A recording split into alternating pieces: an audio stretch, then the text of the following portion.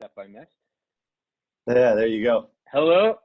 All right. Hello. This is Andy Slawetsky here from Industry Analysts and What's Happening. We are sitting here today with Doug, Albregts, president of Marco. Marco is located up in headquartered in Minnesota, St. Cloud, Minnesota. What's happening, Doug? What's going on with Marco today? Today, we're busy as ever and social distancing like everybody else, but just trying to navigate through these pretty challenging times, probably like everybody else.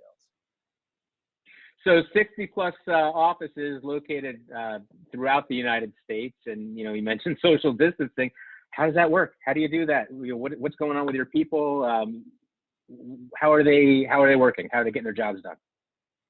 Well, it's a great question. So, fortunately for us, we're in the business of keeping everybody else's business operating and running efficiently, providing those tools. So the first thing we did was we pretty quickly early on, we set up developed a COVID-19 response team for any employee issues or any client issues that we were to see. And we actually, as an executive leadership team, started meeting daily to address any sales, service, or business operation issues that came up. Matter of fact, we got one coming up here in less than an hour. So we're meeting on a daily basis.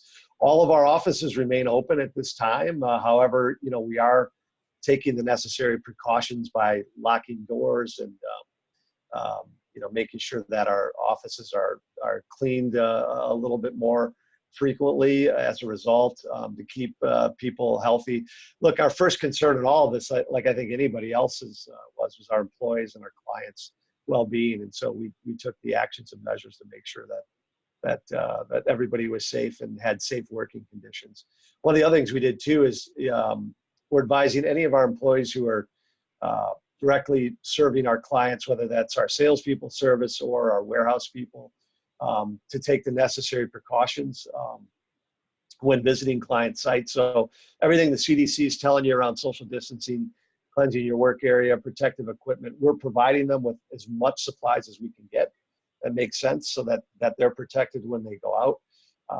We've got a lot of it on order, the stuff that we don't have, but everything we do have, we're making sure that any Marco employee is taken care of when they're going to someone else's site.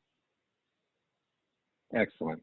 Excellent. So one of the big verticals that Marco is known for is supporting healthcare. So what's that been like over the last few weeks?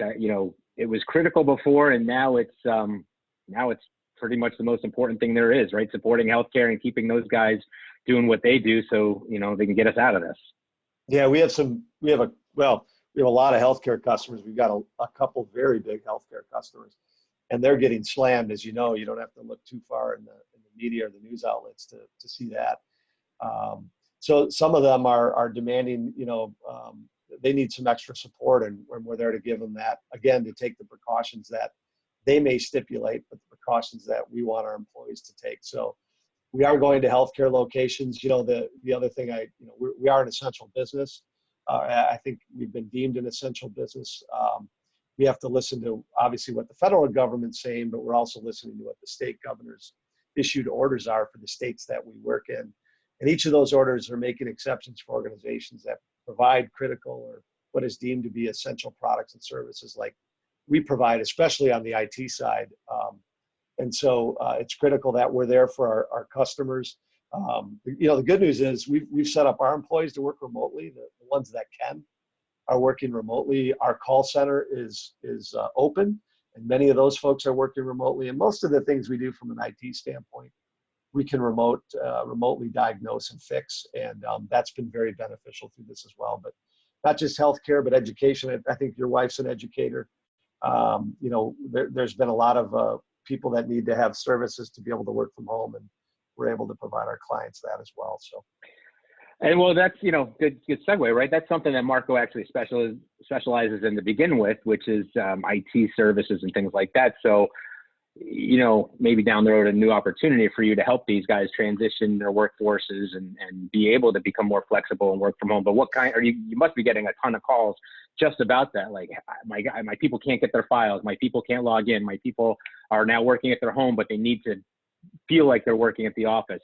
Has that been most of the types of calls, or have there been other things that maybe have surprised you a bit?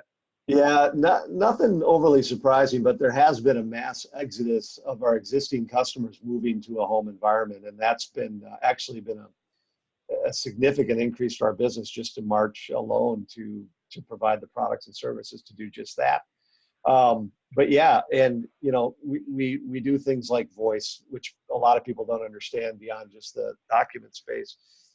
We do voice, we do security, and security as you move employees from what is supposedly or should be a very secure environment in the office to their home.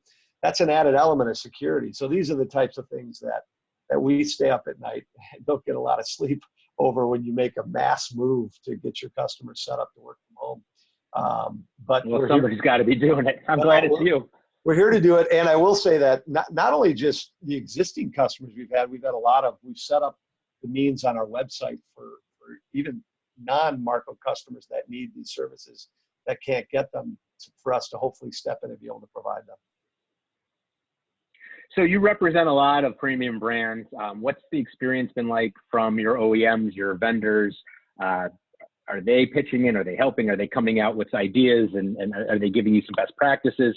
What's been their role in this as far as what you guys are trying to accomplish? Yeah, I have high expectations for the OEMs, as you can imagine. And I think yeah, I bet they've responded, you know, as you would expect, our relationships very quickly, with a lot of very valuable information. And I think a lot of their programs are revolving around liquidity, and liquidity at a time like this for any business is going to be one of the most important metrics for long-term viability. The OEM partners are trying to help dealers with their liquidity situation. You know, the good thing for Marco is we've, over the last 6 to 12 months, we've been building a very resilient and efficient company. Just really for this type of happening, more so to drive more capital and more cash so we can invest in driving demand, and we can invest in acquiring companies and things like this. But, you know, no one had any insight into that this was going to happen. So liquidity is of extreme importance, and the OEMs are stepping up. The leasing partners are stepping up. We kind of left them out, coming up with innovative programs. So all these things are going to be very important for all of us to come together and figure out a path forward. Well, it's been a crazy time, and you know, I appreciate you taking the time to sit down with me and chat this morning, this afternoon actually, and you know, we'll check back in a couple weeks or a month, see how things are going. But you know, you stay safe, and thank you so much for spending some time with me today. Yeah, you stay safe too, Andy, and I hope our dealer community survives and comes out of this even stronger. So I do too, man. Thank you so much. Take care. All right, buddy. We'll talk soon. Take care, man. See ya. Bye-bye.